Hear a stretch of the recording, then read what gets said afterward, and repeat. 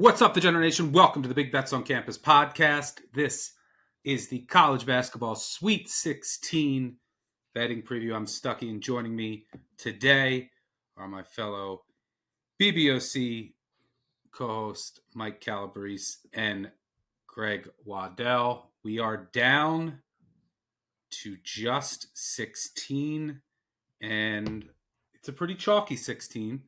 We have 15 single-digit seeds, plus Arkansas, Calipari, the Cinderella of the dance right now. But there's just 4 leagues that are left, and it's primarily 3, and it's the fewest ever. The SEC has 7, the Big 12 and Big 10 have 4, and then you have Duke. So we are set up for some pretty good matchups in the Sweet 16 as a result of the lack of upsets, and then beyond. Looking at some of the potential Elite Eight, Final Four, and national title matchups are certainly mouthwatering. It could be the first time since 2016 we could have all 4 number 1 seeds in the Elite Eight. And in that year, we had one of the best all-time national titles between Villanova and UNC. But maybe we're due for some more chaos before that happens, because number 1 seeds over the past 3 tournaments, just 3 and 6 straight up in the Sweet 16. 2 of those losses were by Houston over the past 2 seasons as the number 1 seed in the Sweet 16. So a lot of chalk, a lot of power conference teams. Let's dive right in. We'll go chronologically, starting off with BYU and Alabama in Newark. Crazy that people in New Jersey can't bet on the East region legally. That's a conversation for another day. Alabama 5.5 point favorite here. Total 175.5. If this total closes above 175, it will be the highest total in the NCAA tournament since 1995. So what can you expect here? Well, just look at the total. Points. Both offenses are electric. Both defenses have some holes that can be exploited. This one should feature plenty of fireworks on CBS, tipping off at 7:09 Eastern. BYU escaped with a win over Wisconsin. They've had one of the toughest paths, playing VCU and then Wisconsin, although they benefited from the location a bit and the altitude, which they won't enjoy here, having to go all the way across the country in non-altitude. Meanwhile, Alabama took care of teams that it was just had more talent than. And St. Mary's also couldn't make a shot, which didn't help their case. But Alabama played that game how it wanted to play relative to what the Gales wanted to do. So Cougars tied in Newark Thursday night. Greg, I'll go to you first. Who do you like here? Well, my Cougars have made me and hopefully many others so much money in the final third of this season that it's only right for me to double and triple down on them here. I genuinely will tell you when I think this run is coming to an end. Not going to blindly pick this team every game, no matter how much I love them. I think they're going to win this game. I'm taking them on the money line, plus 170. Look, there's a lot of similarities between these teams. It's not identical. This is not Nate Oates ball to a T. But both these teams will get out and run. Both these teams are going to bomb threes. They want to win the 3-point volume battle. And I think that plays into BYU's hands because they are the better shooting team here. And if there is a weakness for BYU's defense, it's that they usually do end up giving up as many threes as they take. I will kind of live with that against Alabama, knowing that BYU has better shooters on the floor than Alabama does. Mark Sears has really struggled lately. I will say, if you're a positive regression guy, he's probably due for a huge game. He's 5 for 35 from 3 in their last 6 games. That's 14%. To me, I watch this Alabama team play right now. I think they've been fortunate to get to this point. St. Mary's couldn't hit a shot. Give them credit. They played well defensively, but Phylon doesn't look right to me. And Sears has been cold for too many weeks in a row. Since February 11th, this BYU team is the 4th best team in the country. The only 3 teams better than BYU in the last 6 weeks are Duke, Houston, and Florida. You're catching a team that's been that good. That's since they switched their personnel, got Mawat Mag into the starting lineup, and just figured out the right combination of the puzzle pieces here. They are playing like a 1 seed. You're getting them plus 170 against a very 3-point dependent team that's worse at shooting. I think you've got to roll the dice, take the value on the underdog to win this game out right here. Yeah, I like BYU too. This Alabama team, to me, they don't profile as a true national title contender. Now, their offense is electric, and they should be able to play their game here. And when they're hitting shots, like they could beat anyone. No one wants to see this team because of their potential offensive firepower, but their shot volume profile is very, very troubling. And just look at some of these numbers since February 1st. This kind of sums up the story for Alabama and why I think that their ceiling is a little lower than some of the elite top seeds. Effective field goal percentage outside the top 100. This is all defense. 2-point percentage outside the top 100. Turnover rate forced, 353rd. Foul rate, 273rd. That's always a bad combination, not turning teams over and fouling too much. And then defensive rebounding, 150th. So just the shot volume and defensive warts are just a little too big for me. And I don't think there's that much separating these two teams. So yeah, I think that there's value on the Cougars, even if, they're in Newark and it's not in altitude, which does worry me a bit. And healthier Grant Nelson does make a difference for Alabama. Now, the one thing that does scare me is you mentioned BYU's defense. Now, Alabama's defense does a better job of taking away the three, given their structure. BYU, due to some of the athletic deficiencies on their defense, they play a more passive, packed-in defense. You'll see some zone, but they basically are just daring teams to shoot from three, which could backfire against Alabama. They have been shooting much better the second half of the year as a team, 37.9% since February 1st.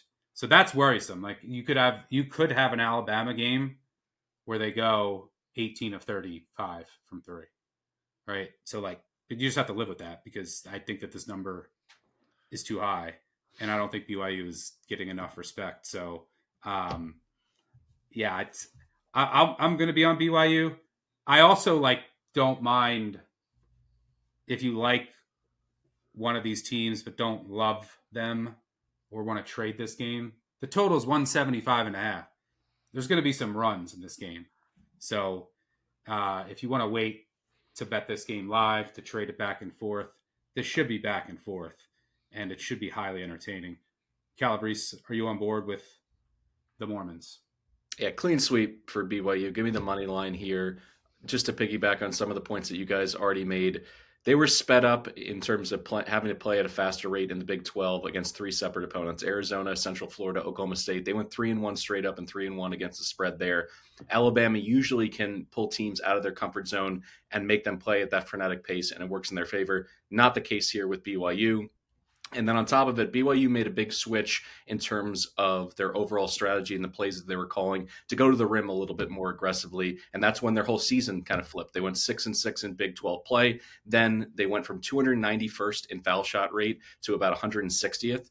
And that difference, I think, helps them smooth out what would have been some of those scoring lulls when some of their perimeter shots aren't falling. So now all of a sudden they're just consistently a threat almost every single possession offensively.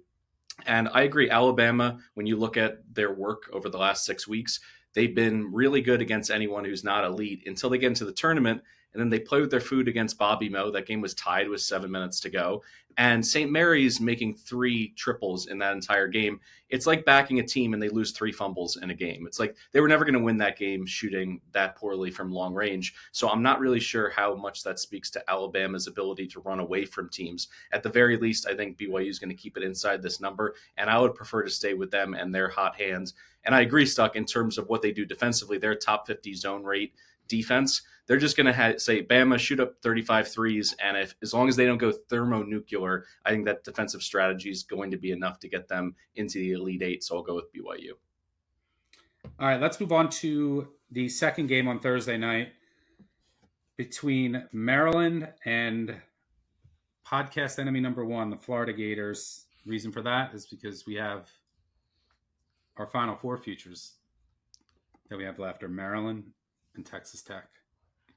And the biggest hurdle standing between those two teams is Florida, who's a 6.5, 7-point favorite here. Total 150, around 157, 158. I mean, to be honest, but we easily could have Colorado State versus UConn here. So I think we might get a really good game because both teams can just kind of exhale that they feel like they escaped.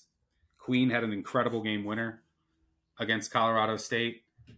And Florida, I mean, if UConn got better looks that entire game, they could have hit just a couple more. I think Florida is sitting at home right now. So I think both of these teams got a bit fortunate. This game will be played out on the West Coast in San Francisco. Todd Golden will be pretty comfortable there. I think they're practicing in San Francisco's gym for what it's worth. On the surface, I think this number is too high, just based on what I projected as. I think it should be closer to like 4.5. So at 7, I don't know if I'll be able to pass up Maryland. There's a couple things I am worried about. Like what we saw with UConn, there are some cracks in this Florida defense if you can do some stuff off the ball. Maryland doesn't really do that at the same level as UConn. They also aren't super elite on the offensive glass, which is where I think you can hurt Florida some. And then I know Maryland does a good job on the not getting fouls. They're like 26th in foul rate, but they're going up against a lot of size, and they cannot afford to get in any foul trouble because the depth, we talked about it all year. There's a big fall off from their starters to their bench. And Florida's going to be able to get out in transition. Like Maryland will let you do that. That's always dangerous against the Gators. I know Maryland's transition defense from an efficiency standpoint hasn't been good, but letting the Gators get out and run is always scary. Florida should be able to get to the rim here, and then they're probably going to get some easy buckets. And Maryland their bigs have the time, like when they go after shot blocks. When do you just have to concede a bucket? But Florida's probably going to be able to get to the rim here. They're probably going to be able to do some damage on the offensive glass. And then some of the wild cards, the tricks that Willard could have up his sleeve, like, do you really want to go zone against Florida? You'll probably get crushed in the offensive glass. You're hoping they miss threes. That's always dangerous. They like to press. Don't really think that's an effective strategy against Florida, who, I mean, just on paper can shred a press and from the metric standpoint have been elite in that department this year. So it's not my most favorite matchup schematically, but if Maryland can stay out of foul trouble, they're starting 5, with Queen and Reese down low, and then their trio of guys on the perimeter who shot over 40% combined from 3 on close to 600 attempts this year. They can play with anybody. So from a numbers perspective, I think the play is Maryland. I think this line has gotten a bit too out of control. Greg, I'll throw it to you. What do you see? I have not loved what I've seen from either of these teams in this tournament. Obviously, Florida has been phenomenal at points of this season, and the upside is there. So is Maryland. That's why we have a future. We identified that a couple months ago, and I'm happy we still have that ticket, certainly how this is shaken out. I don't have a good feel for anything in this game other than I expect Florida to win. I would be pretty stunned if Maryland actually got there. And I agree the number is probably making the valuable side here, Maryland. So I'm going to take a little bit of an unorthodox play here. I'm going to take Maryland first half and then Florida to win the game and get plus 475 on that.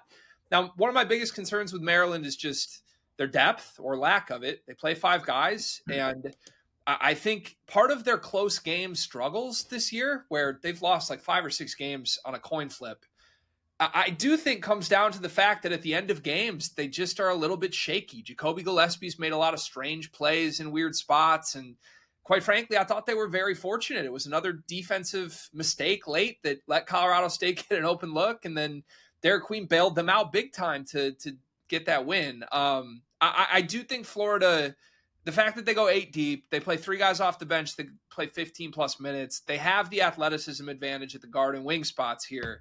I think they will wear down the Maryland bigs. Guards and wings, I think it's a huge advantage Florida. They're going to need Derek Queen and Julian Reese to be stellar. I do think they can be because, quite frankly, UConn's bigs outplayed Florida's bigs for much of that game.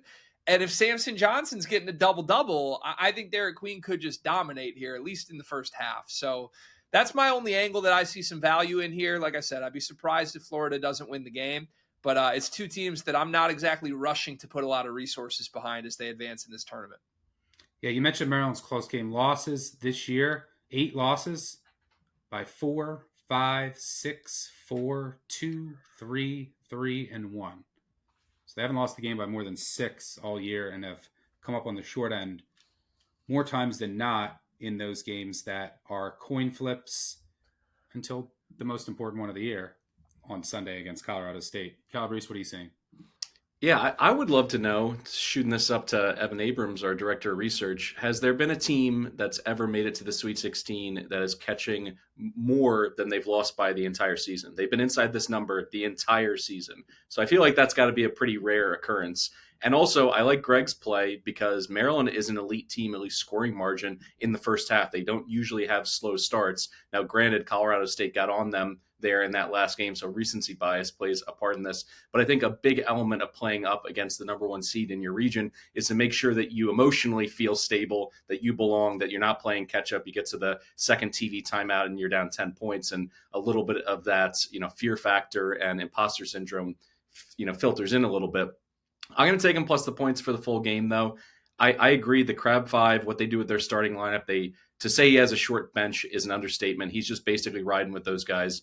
For that reason, I'm going to keep my finger on the live bet option because if they get in any foul trouble, let alone, fatigue will play a factor down the stretch in the final 5 minutes of this game, but they can ill afford getting fouls on Queen or Reese early in this game, and Maryland can just throw bodies at them off of the bench. So if that were to happen and someone gets their second foul inside the first 5 or 6 minutes of this game, I may look to buy out a little bit from this bet.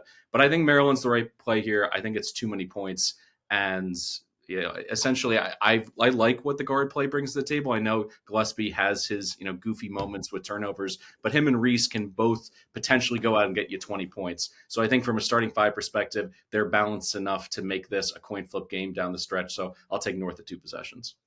Yeah, the other thing that we don't talk about with Maryland's lack of depth, though, is that if they can't afford off nights from a couple of their guys, right? There's just not a lot of recourse. Yeah, no one's coming to save the day off the bench. They have no scoring punch to come in and give you 15 points. That's non-existent.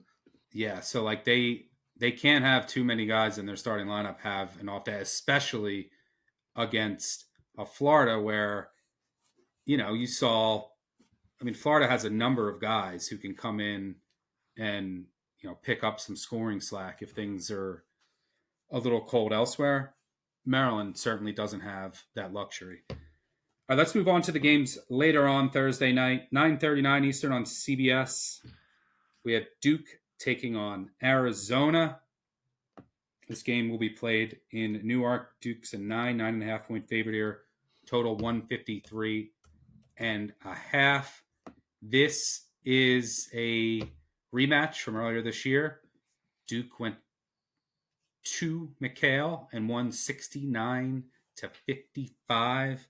Completely shut down that Arizona offense. So when I first look at this matchup,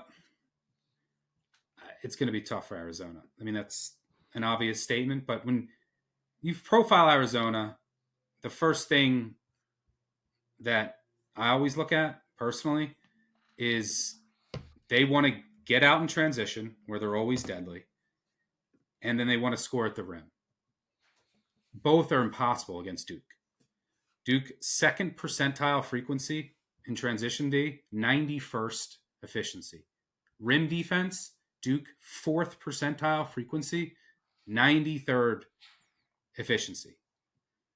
So, the one potential flaw of Duke is hey, their defense isn't as dynamic or versatile without a healthy Malik Brown. But without him, they're going to play more drop.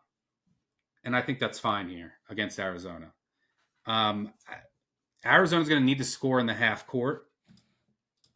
Can they do that consistently enough? I don't know. I have my doubts. Now, they've been red hot from three. The past 7 games, they're 59 of 136, 43.5%. That increased their season-long average from 31.2% to 33.4%. Who's been the biggest driver? Caleb Love.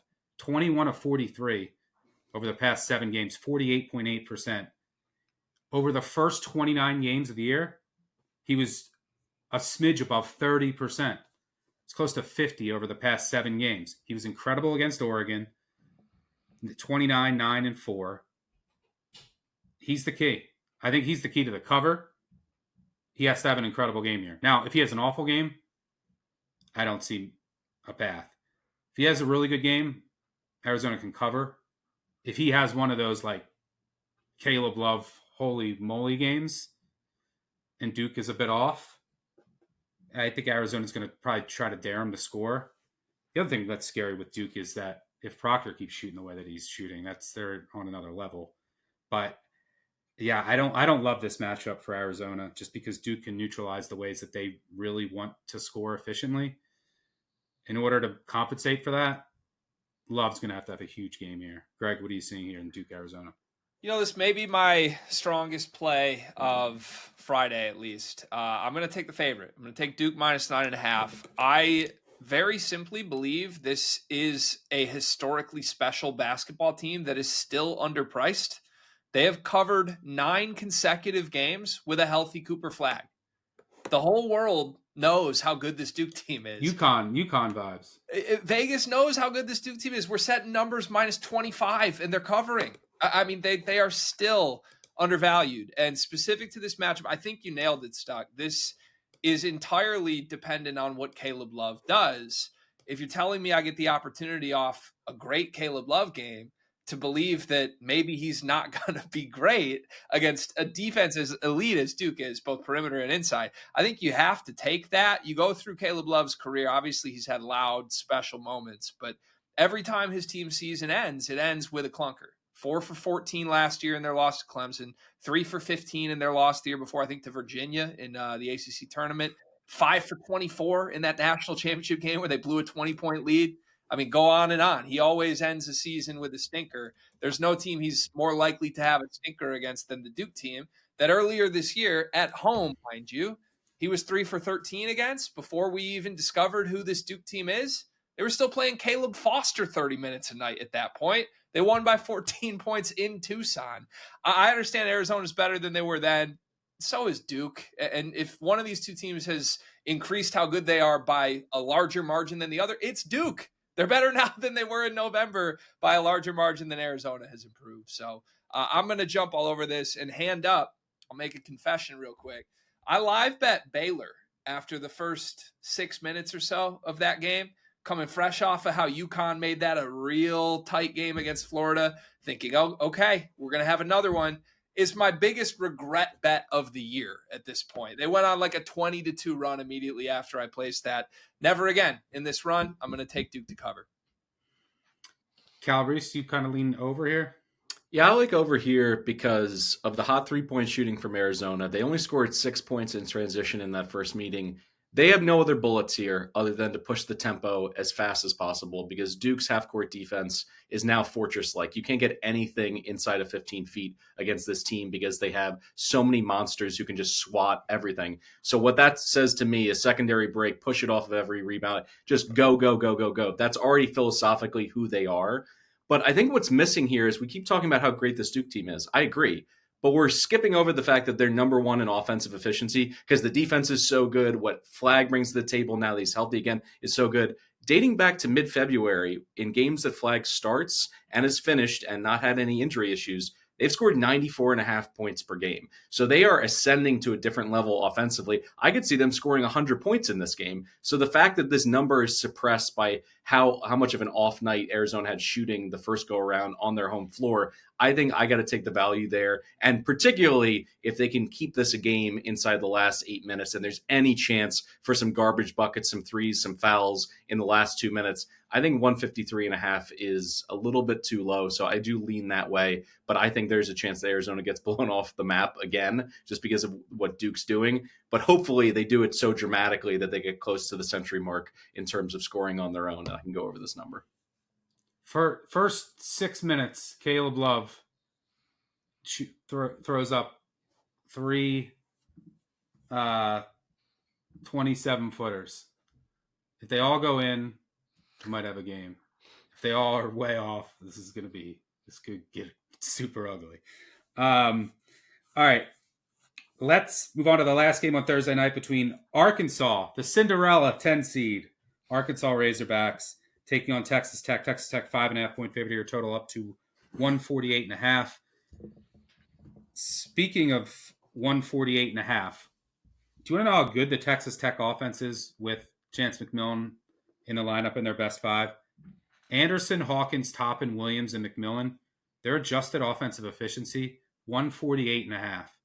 Do you know the next best 5 in the country is Florida, Clayton, Condon, Martin, Richard, Hall, 138.3. Like, that's the gap between 1 and 2. Why do I bring that up? Well, there's injury questions on both sides here. Chance McMillan, is he going to play? He's super important for this team, in my opinion, especially as the competition increases. Tech was able to get by Drake. They just went inside against the undersized front court. Kerwin Walton was able to make enough threes against UNC Wilmington to just dare them to shoot 3. So they won in a variety of ways, but this is obviously a step up in class. And they did so by shooting just 25% from 3. You know what will help that number is if Chance McMillan plays. He shoots 43% from 3. He helps the spacing across the board. He obviously helps with depth. Is he going to play? I don't know. But I do think he's important. On the other side, with Arkansas, a lot of moving pieces, right? This is a team that was without arguably their 2 best players, like most important players. But Boogie Fland, who was out, they look better without him. He came back. He's given them some good minutes, even though he still can't make a 3. And then Adu Thero, he might come back. Calipari says 12, 14 minutes. Is he lying? Is he going to play fewer, more? I don't know. So, and how does Calipari it's one of his strong suits, but how does he continue to stir the drink and move? And with all these moving pieces, how does he kind of manage that? So it's tough. I think a lot of this is going to come down to, so Arkansas has and the good thing with Arkansas now is you're getting these 2 guys back. And then in their absence, a bunch of other guys started to step up. Brazil has been tremendous on both ends of the floor over the past month. And just a number of the guys have felt comfortable in their roles. But Arkansas kind of needs to play. They have unreal athleticism, talent, NBA talent. They need to play like an ugly, chaotic game. Like the St. John's game was perfect for them. Tons of fouls, 4 of 41 combined from 3. But so what I think this comes down to is and this is where McMillan's a huge piece, is Texas Tech hitting their shots. Because if they are, then Arkansas can't get out in transition. Because Texas Tech can limit you in transition. Now, if they're missing a ton of threes, Arkansas is going to have chances to get there. And when you can get in transition, that's where Arkansas's offense is elite. Texas Tech has been vulnerable in that department. So they don't allow it often. But if you can get out in transition, you could score on them. So I think that's where the 3-point variance for Texas Tech is just so paramount. At the end of the day, I think I trust Texas Tech in the half court, their offense much more. But there's just too much injury uncertainty here for me. I'm already invested in Texas Tech. I have the Final Four future. I bet them to win the region. So I'll be on the sidelines rooting, guns up. But no bet for me in this game. Maybe something live based on what I'm seeing, who's playing, there's just a lot of question marks here. Greg, you're taking a shot with the Hog Magic. I am. Call it a hedge to our Tech future. Fine. That's okay. But I've been impressed with Arkansas in this tournament, and I'm not going to overthink the fact that they're getting healthy and convince myself that that's somehow a bad thing. I don't think it is. I think people kind of assumed, okay, getting Boogie Flan back, is that good? Is that bad? He's bringing Flan off the bench. Flan made some impact plays in key moments. He's not overdoing it. And the guys who have taken leaps at the end of this season, Knox and Billy Richmond, still look sensational, even though there's another guy there. I think Adutiero returning will only help this team, even if it is 12 to 15 minutes. He was their best player, and he's not one of those ones you have to question his impact. I mean, he was the best player on the floor in that game in Rupp Arena where they beat Kentucky. I just think they passed the eye test right now as a completely different group than the group that was missing their two best players for huge portions of this season. I think they have the talent advantage in this game too, as good as Texas Tech is. Like JT Toppin is the one guy that I think you would circle that will be a huge mismatch for Arkansas. And honestly, I don't hate Jonas Adu down low. I would hate it if they were still trying to force Big Z into major minutes in the front court, but this team has really taken on an identity defensively that I think it helps them get where they need to, that you said, Stuck. They need to make this ugly. They need to muck it up, get out and run, block some shots, force turnovers. I think Adu anchoring them down low will help them do that in this game a little bit. And just eye test wise, this is super small sample size, so put the siren emojis on this for me. But just looking specifically at the two games in this tournament, let's rank how every team has performed efficiency margin wise per Torvik of the 16 teams remaining. Arkansas has been the 7th best team in their 2-game sample size, better than Florida, Alabama, Auburn. They're playing well. Texas Tech has been the 15th best team out of the 16 teams remaining. I think they got a fortunate draw here. UNC Wilmington almost was able to make that interesting into the final 4 minutes. And then they caught a Drake team that is good. I'm not here to disrespect Drake, but they're not world beaters by any means. And Tech made that look easy. I think this is going to be their first true test at 2-1. It's enough value for me to sprinkle the underdog. You're passing here, Calabrese? Yeah, I'm passing. My only note was it is pretty funny that Arkansas is the Cinderella with a coach that makes $8 million a year and a roster that has 9 blue chippers on it. But that's the way we are. I mean, all the mid-major, low-major teams, they're just organ donors to the rich. Anyone who's an all-conference player just gets ripped out of there and forced onto one of these top rosters. And until one of those corporate sponsors comes down from the heavens, like if Dr. Pepper starts paying the best March Madness Cinderella player money to stay on campus, we're never going to see this tide go in the opposite direction. So kudos to Calipari for making this interesting. I think the storyline's great. I think this game itself, if I knew Texas Tech was 100%, I'd absolutely be on the Red Raiders, but I'm just holding my breath for our futures as long as we can just sneak by this one, because I do think it could be tricky if McMillan isn't a go.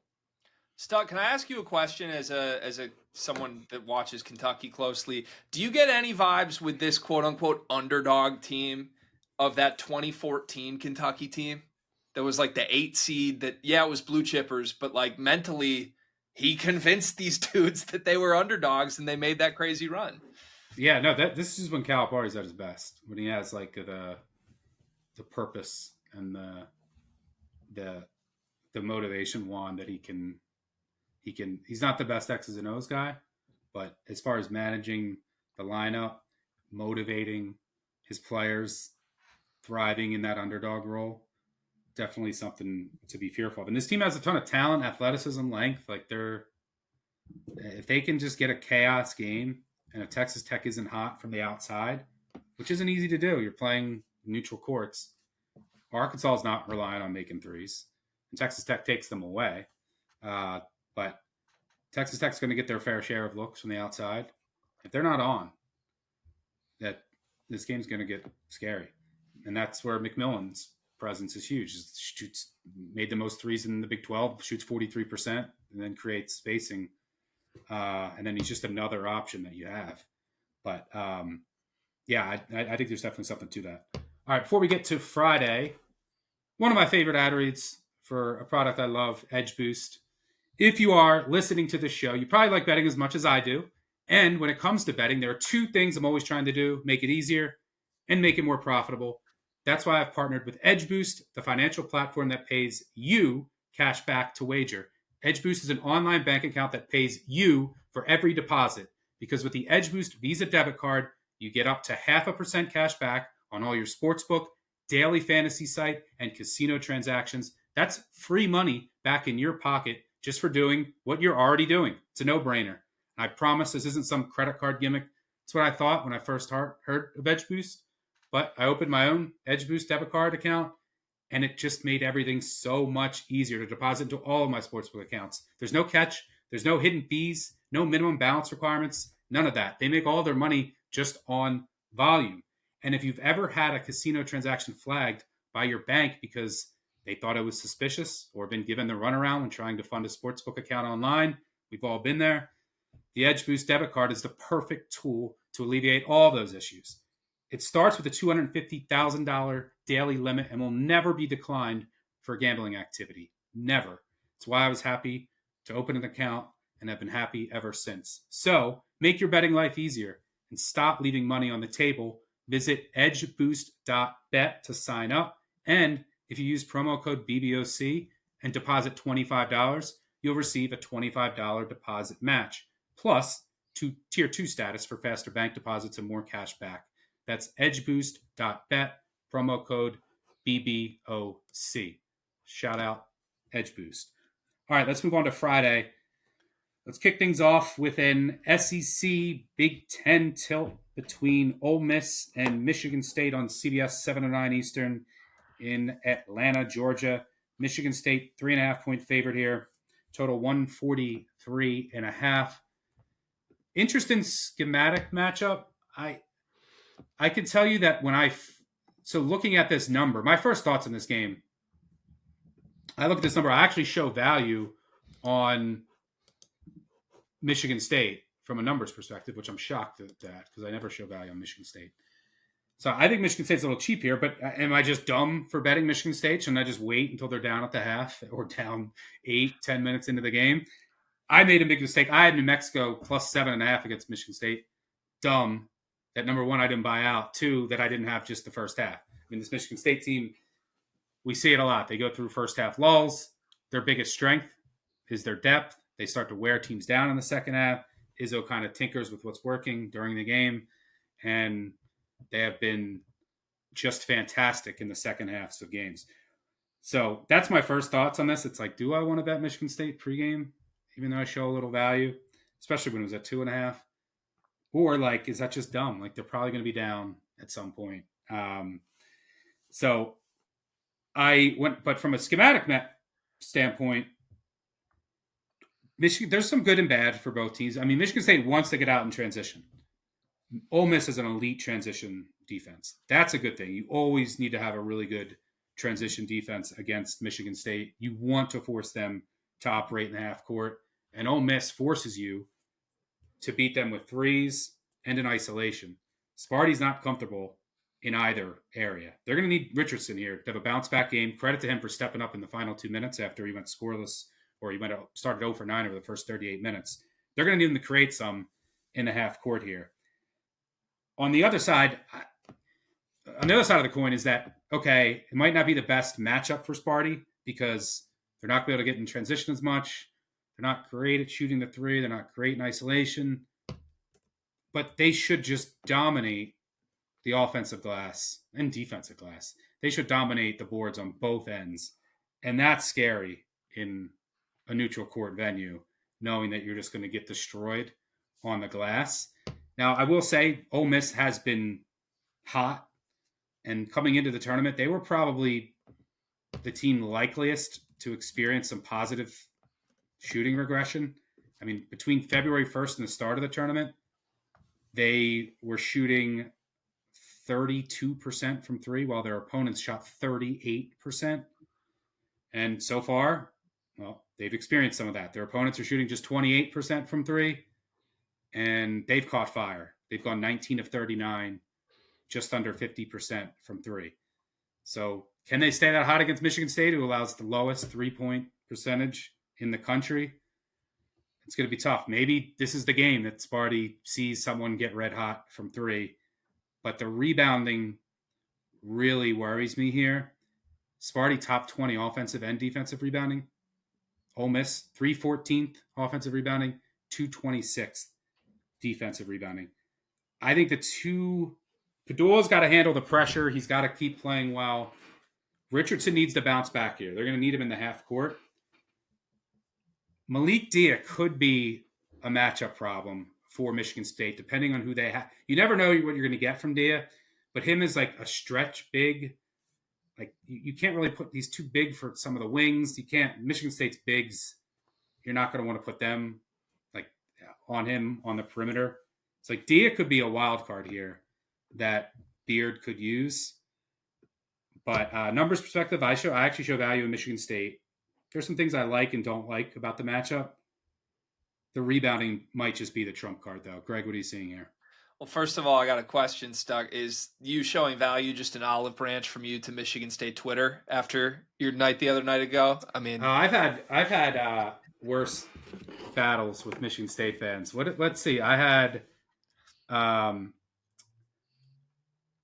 back to like most of it happens in football, to be honest. I'm talking like 10, 15 years worth of battles with some Michigan State fans. But yeah, Michigan State, well-deserved win. I was salty, had too many beverages. Kentucky went to the Sweet 16 and lashed out at some Michigan State fans, who I since apologized to. I had too many beverages. So no, I just make this like 4.7.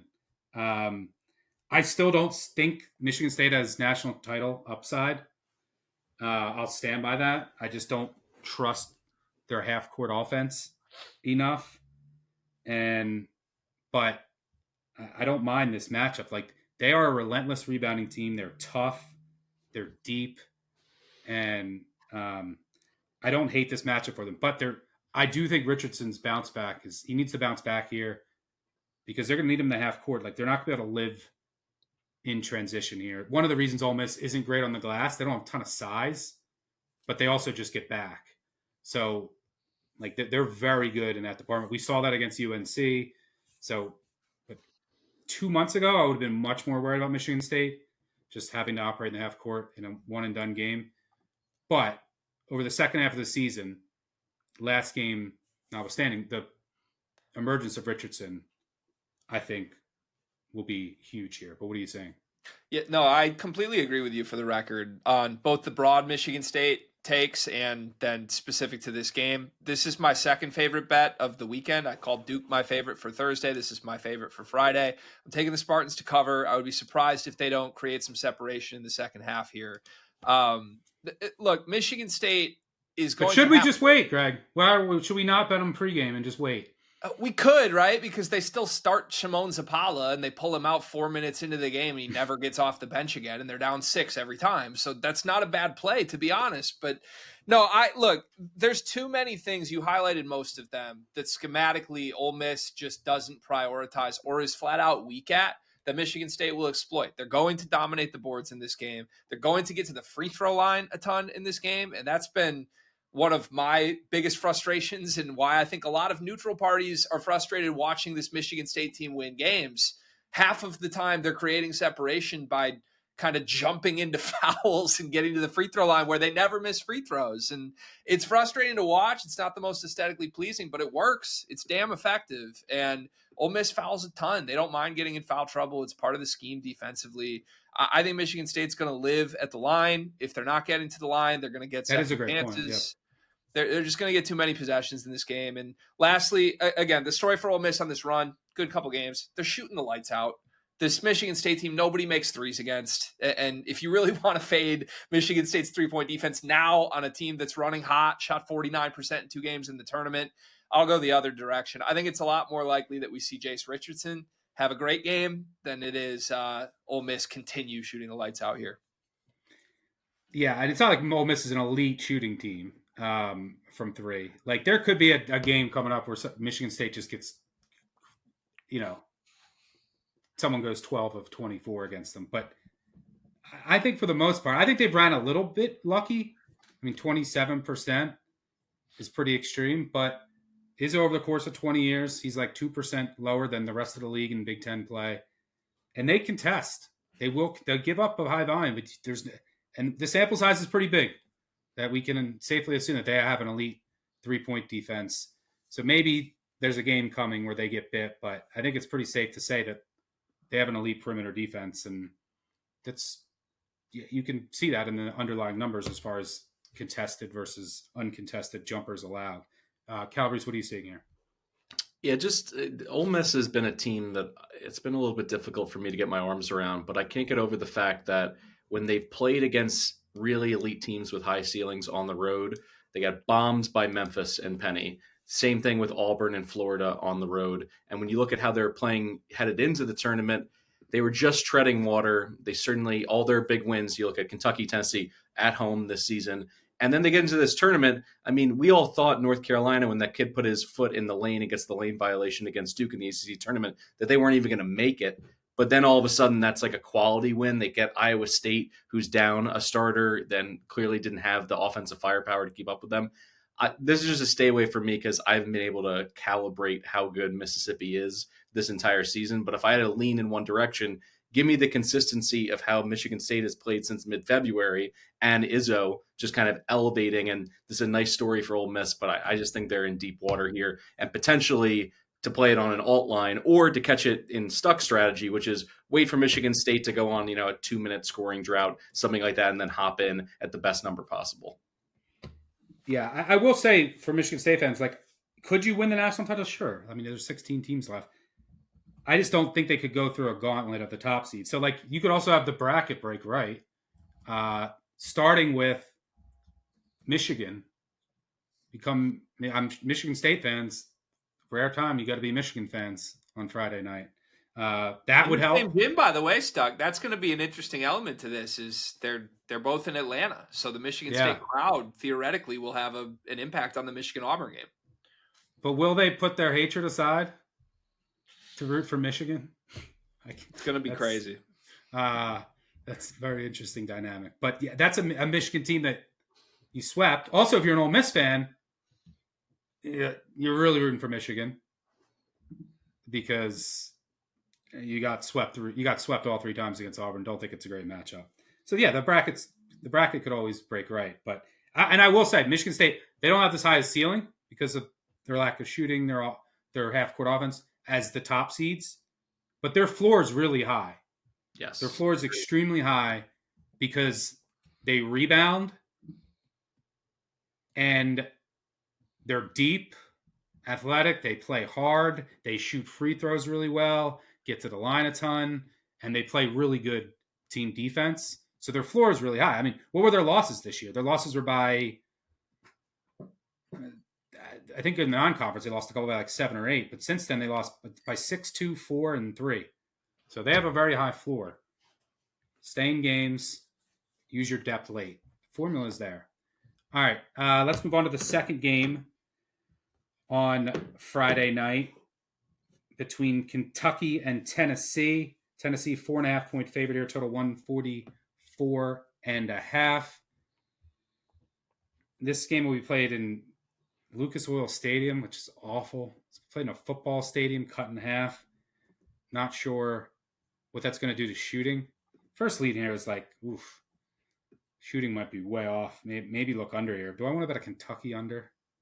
If I could hop in real quick, Stuck, in terms of dome impact, Lucas Oil historically has either been flat to the average or actually better shooting performance. Now, granted, it is a smaller sample size, but that's compared to every other dome. Like the Widowmaker is NRG Stadium in Houston, just nobody can shoot. And, we had that awful national title game.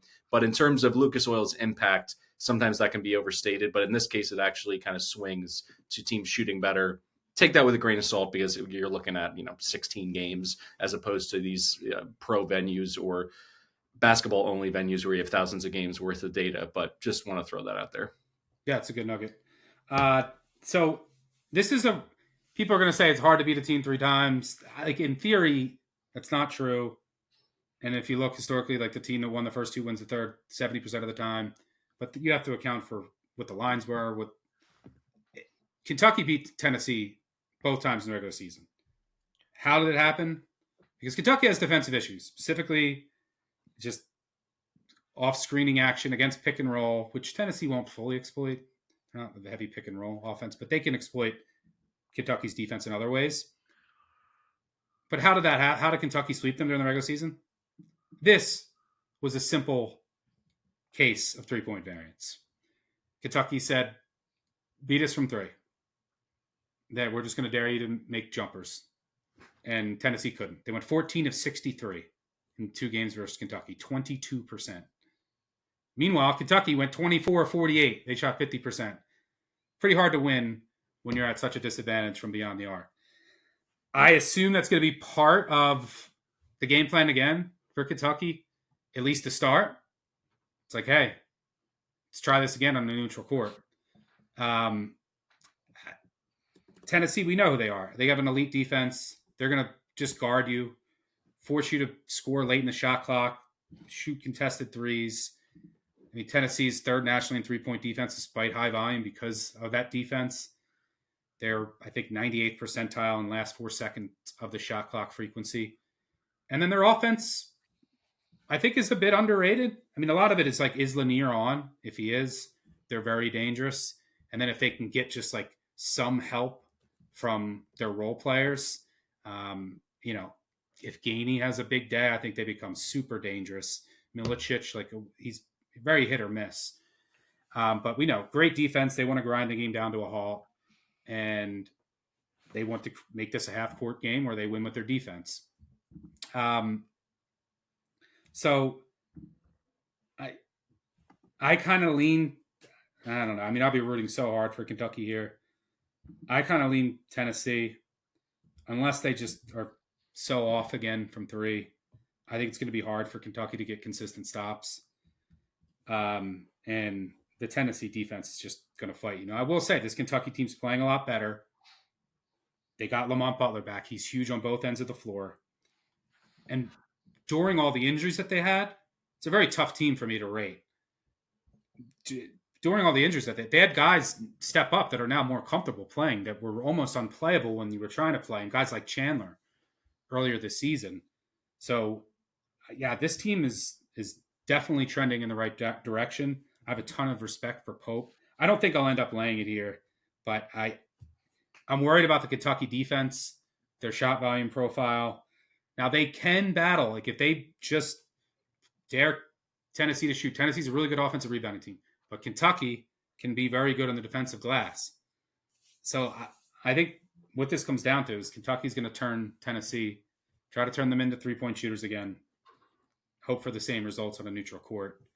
But I don't have a great feel for this one. Greg, what do you say? Well, you gave the number on, is it hard to beat a team 3 times? 70+% of the time, the team that wins the first 2 wins the third. Even against the spread, it's basically 50-50. It's what you would expect. So there's no logical analysis that implicates that that's actually true. To me, I look at this Kentucky team. The story of their season has been fighting through adversity, feel good vibes, capitalize on matchups, win the coaching battle. Honestly, Pope's been a huge upgrade there. And I think they have some stuff mentally that has impacted these games against Tennessee. You mentioned they come into these games and basically say, we don't think you can beat us from 3. Tennessee hasn't been able to. Shooting is mental, especially in a big spot like this in a football stadium. And I don't know that I trust Chaz Lanier to be that guy. He's played really well in the last 2 weeks, but he's stunk in every matchup with Kentucky this year, partially due to what Kentucky's been able to throw at him defensively. And I'm buying the Kentucky defensive resurgence here. This has been a crazy turnaround. Since Jackson Robinson basically shut it down for the season. Who was a 0 defensively. It's been awesome. They've been 17th nationally in adjusted defensive efficiency since Robinson went down. That's a 12-game sample size. That is 25 spots better per national rankings than the Tennessee defense in the last 6 weeks of the season. I mean, I understand that doesn't make any sense because we view Tennessee, rightfully so, as an elite defense. They haven't played like an elite defense for a month and a half. Meanwhile, Kentucky actually has. So I'm just going to take the points here. I'm going to take Kentucky as an underdog. I'm also going to bet them money line. I believe we're going to see a very similar game script to the first 2, and I trust Kentucky shooters more than I trust Chaz Lanier. Yeah, I mean, Kentucky top 20 over that span, that 12-game span. Now, it is a bit where they've been great on the defensive glass. What is a bit worrying is that their 2-point defense is 337th. Their allowing a ton of threes, and just no one can make one. Now, part of that, the first 2 games, you played Troy and Illinois. Neither of those teams can be relied on to make threes. Tennessee isn't an elite shooting team. Now, they're more capable than Illinois and Troy, but I think they've been running a bit lucky, but there's definitely improved. And like Robinson was a 0 offensively. The key to Kentucky, the key to almost every Kentucky game I watch against a really good team, I think is Kobe Bryant. He's a 0 defensively. So when he's out there, if he's on, and you're just like, wow, Kobe Bryant's on one, Kentucky's ceiling is exponentially higher. He's the guy to watch for them. And I think the same is for Gainey. Like if Gainey's on for Tennessee, their offense is much more dangerous. Really fascinating game. Fans that'll be talking shit to each other for 5 straight days until that kicks off. I don't know if I'll be out for that game. Probably not. Message me if anyone is in town. I'm going to Chicago Saturday for our Elite 8 event. I'll retweet it out again. But if you're in Chicago, Joe's on Wheat Street. We'll have an event. Just got to RSVP. It's free. Jim Root and I, Jim from the 3-Man Weave, we'll have an Elite 8 preview. We'll watch both games on Saturday. Hopefully Texas Tech is there. Although it's an Arkansas bar in Chicago, I learned. So, yeah. Everything's lining up for Cal. So hope to see you guys there. You just got to RSVP. All right. Let's move on to the late slate on Friday night. Real quick, Stuck. If I could just throw out a player prop for Tennessee. Oh, yeah. Sorry, I didn't go to you. What do you got? Yeah, no sweat. Over 21.5 points and assists for Zakai Ziegler. He's had 21 or more in this stat combo in 5 straight games. That includes bouts with Florida, Auburn, UCLA.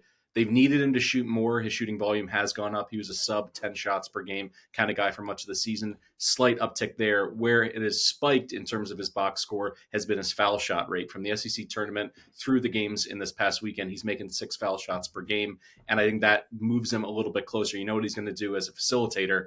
But when I look at this in his 2 meetings with Kentucky, 2 games, by the way, that Tennessee kind of dictated the pace a little bit in terms of overall possessions. He went 1 for 13 from 3-point range in those 2 games, and yet he was still right around this number. I think if any of those threes start to fall for him, he's going to comfortably cruise past this and land in the mid-20s.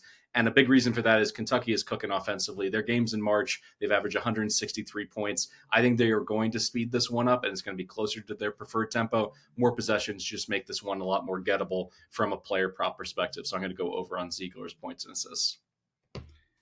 Good stuff there. All right, let's move on to the 2 final games. Start Michigan, Auburn. Auburn 8.5 point favorite here. Total 153.5. You know, I think the entire state of Michigan I'm just mad at. I had a bet on New Mexico. I had a super long shot on UC San Diego. And then I had a future on Texas A&M. Michigan took both of them out. And here are the Wolverines. I have to give credit to them. You could say that they're the close game kings, but I think just like Michigan State and their 3-point defense, there's something to be said about their execution advantage at the end of games. That was evident over really the final 8 to 10 minutes against Texas A&M. And I also think Michigan kind of is enjoying getting out of the Big Ten. Just they have a unique scheme. It's hard to prepare for in a tourney setting. Teams don't usually see the 2 7-footers running their pick and roll stuff. Teams in the Big Ten kind of got familiar with it, learned how to adjust. They've seen it. So I think that's working in their favor. Turnovers are still a major concern for Michigan, but they really cleaned them up against Texas A&M. We'll see if that can continue. Not as much of a concern against Auburn, although you certainly don't want to throw too many possessions away here. How can Michigan pull off this upset? Well, I mean, I think it's following a lot of that same formula that we saw against Texas A&M. I don't know if it's repeatable, but number one, you got to take care of the ball. I mean, they're going to have turnovers, but you can't get crazy here against a team that as good as Auburn. But can they get help? Can they get help from the role players? That was the storyline of the game for me. There was a couple times where Michigan looks like they were about to get run out of the gym, and I thought it was over. They were plus 400, plus 450, plus 500 live. And Roddy Gale and LJ Cason saved the day. And those are guys who have not been very reliable from an offensive standpoint this year. So the thing is that Michigan coming into the tournament, kind of like Ole Miss, they can't make a three. Between February 1st and the start of the tournament, 27.5% from three. 351st in the country. They were 37% over their first 20 games. Have they gotten any regression? No. They won their first two games despite 25% three-point shooting. So Ken Gale, Ken Kason, they're not great shooters, but can they hit some more? Cheddar, is he going to show up with some threes? That they're going to need their role players here to step up. And do you get locked in Auburn from the jump or not? That's another key. Because I think if you're Michigan, just find a way to make this game close at the end. And who else will be more comfortable in a close game at the end than Michigan? I have this line kind of close to fair. So I don't think I'll have much here. Greg, you follow Michigan as close as anyone. What are your thoughts on the Wolverines so far and what they can do in this particular game? So I'm terrified here because I show value on Michigan to cover. I'm going to take Michigan plus 9.5. And in this 5-game stretch where they won the Big Ten tournament, won 2 games in the NCAA tournament, I've only been backing Michigan against the spread once. That was against San Diego. I really thought the turnover margin stuff was just a little overplayed there. And everything else I haven't. Hey, you covered it. I covered and you covered in that game for what it's worth. Yeah, it worked out. We middled it. But it's just one of these things where you mentioned getting out of Big Ten play. I do think the 2 7-footers that Michigan employs, and they play them 32 to 35 minutes a game. They're trying to keep these guys on the floor the entire game. You really cannot prepare for it unless you have seen it.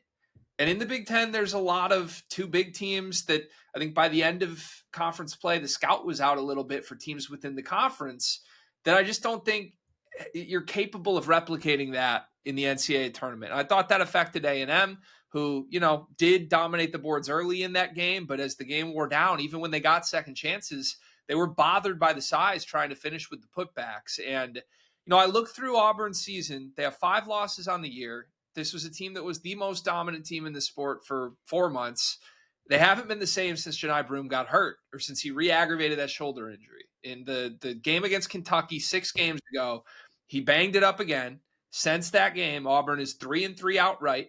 They are 30th nationally per Torvik in those last 6 games. I mean, they have not been the same team.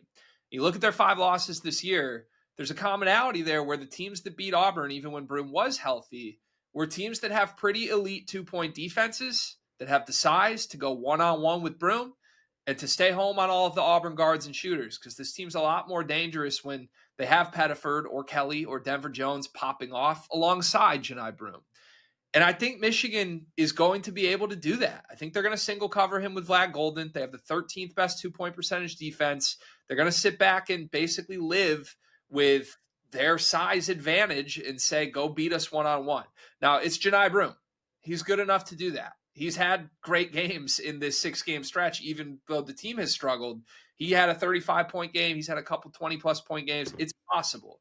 But I think this is the first matchup in this tournament that Dusty May will look at, and he'll respect how good Auburn is. He's not worried about the scheme disadvantage here the way you were with A&M or even with UC San Diego. So I am going to take the points. They play a bunch of close games. It's going to come down to shot making, like you said. And just to add a note to it, it's a weird vibes game motivationally. Obviously, it's the Sweet 16. Everybody wants it. Everybody cares. But this is Danny Wolf against the team that he bounced in the tournament last year that had Johni Broome and Bruce Pearl and Denver Jones and many of these faces. And it's Trey Donaldson against his old program, which the story there is that Bruce Pearl didn't even entertain the idea of bringing him back. So motivationally, there's going to be a lot of emotions. I mentioned how in the arena, it's going to be a weird vibe, especially if Michigan State wins. Who are they rooting for? But I think all of those weird motivational factors will make this a strange, close game that plays right into Michigan's hands. I'll take the points. If you're a Michigan State fan going there, you got to bring a Michigan shirt and a mask so that you don't get caught by friends and family rooting for Michigan on live TV. Maybe that's the way to go here. By the way, Trey Donaldson all year, major clutch gene. That guy's made so many big shots throughout the season. But yeah, lots of storylines in this one. Yeah, you mentioned Auburn. Like, I'm just having trouble rating, like getting a handle of where Auburn is. Like, were they coasting? There has been some injuries. Are they fully healthy? Were they just checked out? And will they just turn it on? Like, we saw some of that with their perimeter defense in the second half against Creighton. They really started to lock in. But, like, are there some underlying issues there? Can I trust them to be fully locked in from the jump here? I don't know. I just don't have a great feel on Auburn right now. I bet them against Creighton. Felt pretty fortunate. I was, like, begging for a late run, and Denver Jones luckily got that miraculous end one. So it wasn't the best bet that I'll ever have. So, yeah, but if you're a Michigan fan, just get this close. Like, the Michigan is so comfortable in these games late in the second half that got to give credit to Dusty May for that. Calabrese, what are you seeing here? We keep talking about the venue and Michigan State fans, going in the bushes, Homer Simpson style, and coming out as a Michigan fan. And that's all well and good. But this is essentially going to be Auburn East. It's less than 2 hours for their fan base. They're going to be absolutely locked in. So there could be a pretty significant advantage in terms of a neutral site with how many Auburn fans are going to be there. I will mention this as well. I forgot to add in this nugget when we were talking about Maryland. For that game against Florida, just to consider this, they played in Seattle. They stayed on the West Coast, where then Florida played in Raleigh, and they have to adapt to the time change, the 3-hour shift. So just something to consider, a rare opportunity for two East Coast teams, but one has the rest advantage of already being out there and being acclimated. We'll see if that makes a difference at all or not. But I can't get past, in terms of like Auburn being this big of a favorite, when you look at momentum per Haslam metrics. Of the 16 teams left, they're dead last, sure, because they were at such a high level earlier in the season, but they're 336th in the entire country in momentum. I just don't see them as the same fire breathers they were in November, December, January. They're just not beating the doors off of teams. I mean, Creighton, the game was a 6-point game, with 2 minutes left? So I don't know. I'm happy to take the points. That would certainly be my lean. And until they show me that they can rev the engine back up, even with a partisan crowd backing them, I don't really see how you can feel confident about them beating this particular Michigan team who's played, 14 games that have been decided by 4 points or less. Like, this is their identity, their MO. They haven't gotten boat raced in so long. I don't see how you can have a ton of confidence in Auburn winning going away. Yeah. I mean, we'll see if I think this is the game that if you're going to see it from Auburn, like the team that many have expected and saw for up until the last couple weeks, it's time to lock in from the jump. So we'll see what Auburn has in store, because you also don't want to let, like I said, you don't want to let Michigan hang around, and you want to jump on them in the first half. All right, let's. My wild card in that game is Cheddar. Can he make a couple big threes? I feel like he's been off for a while. I feel like I haven't seen him hit a three in let me check. What are your thoughts on Cheddar having especially against those Auburn bigs, coming in, pulling them out a little bit? Cheddar he's 3 of 18 over his past 6 games. And this is a guy last year shot 50% from 3. Yeah. Keep an eye on Cheddar. Burnett are the keys to me, because somebody's got to make shots. Burnett got benched against A&M, played season low, 13 minutes, I think, and he's been an awesome off-ball guy. So with any one of those two at minimum. Yeah. Or maybe Roddy Gale. The Roddy Gale resurgence continues. 26, pretty wild against A&M out of nowhere for a guy that shoots, 20% from 3 or something like that. I think he was 8% in conference play. Wasn't he, Gale? Made 3 threes since January 1st. Made 4 in that game. All right, so let's move on to the final game of the Sweet 16. Probably the most boring, if I'm being frank. Total's 132.5, which will tell you a lot about this game. Houston, 8-point favorite against Purdue. This is also at Lucas Oil Stadium in Indianapolis. Tip 10:09 Eastern on TBS. Uh, I don't know. I mean, it's hard for me to. I'm pretty close to the number here. I'm worried about Purdue. Like, yeah, they have a great coach. They have a great 1-2 combo in Smith, TKR. They're going to have to use TKR as like a short roller a lot in this game, and then their role players are going to need to make shots. Lawyer's going to have a big day. This game's going to be a grinder. It's going to be in the half court. It's not going to be pretty. But I'm worried about Purdue's like just overall athletic disadvantage across the board. And I'm worried about their defense just being a house of cards. So we talked about the 2-point defense. It's like outside the top 350 this year. Painter's kind of addressed that schematically, but they're just packing it in. And then they're just saying make shots because we know we can't protect the rim. So we're just going to pack it all the way in. Houston's capable of making shots. Now, maybe in a football stadium, they're just stone cold. And then you got to worry about them playing volleyball. You got to worry about TKR getting in foul trouble. But you'll live with those chances. But, I mean, Houston, they don't shoot a ton of threes, but when they do, they're one of the best. If Houston is on to start this game from three, they're making threes. Then Purdue has to unpack their defense, and then it's going to get ugly.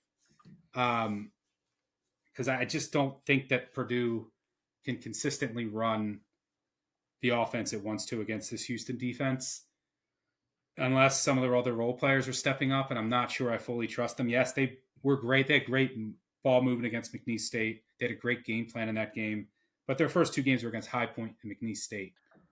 This is a big step up in class. Then again, it's Houston. Like, they're going to grind the game down. Who knows? It could be like 54-50 with 2 minutes to go. So I think the spread is, I'll tell you what I make it. I'm just worried. Ultimately, I'm just worried about the physicality advantage. I'm worried about Houston just making shots in this Purdue house of cards defense, just all falling apart. I mean, I make it around 8, so 8.5. Greg, what are you seeing here in Purdue Houston? Yeah, I think there's a world where both defenses find a lot of success. I'm going to take the under. 132.5 is what I got it at. Two very slow teams. Purdue picks their spots to run, and when they feel they're at a talent disadvantage, they get extremely deliberately slow. Look back to Michigan State game at the Breslin, a 60-possession game. They played 60 possessions against High Point. They played games at 59 possessions this year. I think we're going to see a lot of snail's pace from Braden Smith and TKR. Sort of walk it up, drain the clock, play the short roll, minimize possessions. That's our best chance to win. This is an extremely high IQ basketball team. And I think Houston's going to be perfectly comfortable with that. That's the weird dichotomy where it kind of plays right into what Houston wants anyway. I could see Kaufman-Renn getting the Houston bigs in foul trouble. So one thing is they're not huge. I mean, they're all 6'8" pretty much down low. And I do think TKR is kind of complex enough as a cover with his footwork to cause some issues for the Houston bigs. But it's one of those things, even if he's going to the free throw line a lot, he's not a great free throw shooter. It just feels like this could end up being a clunky late night game in a football stadium. So I'm going to just rock with the under. I expect Houston to win, but maybe out of respect for Braden Smith and Matt Painter, I don't want to touch the spread. Yeah. I mean, Purdue just daring teams to shoot threes. Houston's number 1 in the country in 3-point percentage. That's the fear. But they don't like to shoot a lot. They like to shoot mid-range jumpers. That's where they like to live. And then if they miss, they're good there. But if they miss, they try to get the offensive rebound. But if Purdue packs it in and they're not making jumpers, they can compete on the defensive glass enough. But they're going to need someone else to step up, like probably a couple other guys. Lawyer has to be one of them. And then, like, in this game, you probably need like Heidi to be big, just to make some shots. So yeah, I mean, they're going to, because Houston's going to swarm. They're going to swarm TKR. They're going to swarm Smith with the ball. And that's how you beat Houston. You got to move the ball, which Purdue can do, but they're going to need some of their role players to hit shots. And then they're going to have to hope Houston does not have a great shooting night, because that's basically what their defense is at this moment, because they don't have rim protection. They're basically saying, hey, shoot from 3. Calabrese, you also are on board with the under? I can Yeah. see the under, by the way, for sure. Yeah, give me the under here. We talked about it. The pace, the half-court defense, what Houston takes away. Their pick-and-roll defense when it comes to the primary ball handler, they're 10th. Their mid-range defense, 32nd. That kind of throws out what Braden Smith wants to do, being able to take those picks and pull up from 17 feet. They're first in half-court defense on a per-game basis in terms of overall points and per possession. And then when you look, when they were paired up against slow teams in the Big 12, West Virginia, Baylor, Cincinnati, those games averaged out to 128 per. I think that's where this number should be closer to. So 132.5, 133. I'm on the under here. Yes, there is the fear of a hot start for Houston from 3-point range, and Purdue has to kind of throw caution to the wind and speed it up a little bit. I could see that element creeping in as a potential to, gum up the works in terms of an under. But if both teams are successful in slowing this down, I could see this one played in the low 60s, a team struggling to get to 55 here. So with that being the case, I'm just going to go under. All right. Consensus there between you two. I can see it too. Stamp my approval on that. You two have consensus on Michigan. I have no strong feel there. Where else do we have some consensus? Michigan State, more or less, like either pregame or look for them live.